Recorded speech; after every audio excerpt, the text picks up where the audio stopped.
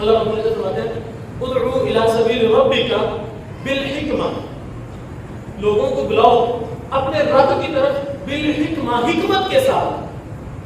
تو حکمت کا تقاضا ہر وقت ایک داعی کو مد نظر رکھنا چاہیے، حکمت کے ساتھ دعوت دینی چاہیے ہر لمحے ہر وقت۔ مثال کے طور پر حکمت کا کیا مطلب ہے؟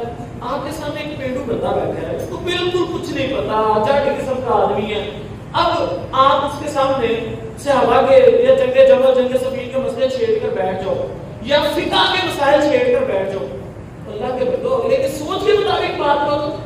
اگلا بندہ کی سوچ کا مالک ہے، آپ اس کے سامنے فقہ کے مسائل چھیڑو گے، جنگ جمل اور صفین کے طریق کے مسائل چھیڑو گے، اس کو سیدھا سیدھا دین بتاؤ، اس کا ٹائم ضائع مت کرو۔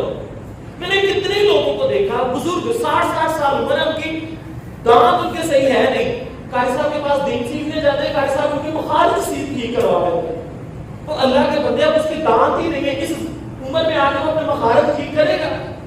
وہ تیرے پاس آیا، اس کو سیدھی سیدھی دین کی توحید کی باتیں بتا، اس کو شرک سے بچنے کی باتیں بتا، اس زندگی کے جو ایام رہ گئے وہ اچھے طریقے سے گزار لے، تو اس کے مخالف ٹھیک کرنے پر لگ گیا۔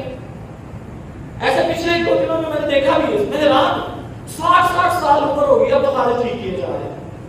پھر اللہ کے بندوں وہ وقت نہیں رہا، اب دین سیکھو۔ یہ ہے حکمت کے ساتھ، جس بندے کو جس چیز کی ضرورت ہے آپ اس کو وہ مسئلہ سمجھاؤ۔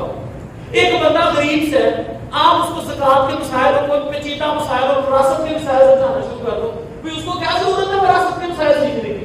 اس کے پاس بیچارے کے پاس کچھ ہے ہی نہیں، اس کو کیا ضرورت ہے زکات کے مسائل سکھانے کی؟ اتنے مشکل پیسوں کے مسئلے اس کو کہاں سمجھ آئے؟ اس کے پاس جب ہے ہی نہیں، اس کو سیدھا سیدھا دین سکھاؤ۔ تو یہ حکمت ہے۔